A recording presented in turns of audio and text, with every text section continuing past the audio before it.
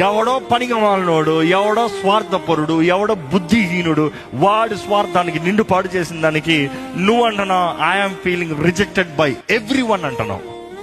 No, usually it's only one person who is rejecting you because you open the doors of rejection. అపవాది నిన్ను దూరి ఏలి చివరికి మనుషుడు చూడండి ఎట్లా ఉంటాడంటే, ఏ స్థితికి తీసుకెళ్తాడు అపవాది అంటే, మనుషుడు నీకు అన్యాయం చేస్తే నువ్వు దేవుడి మీద అలుగుతావు.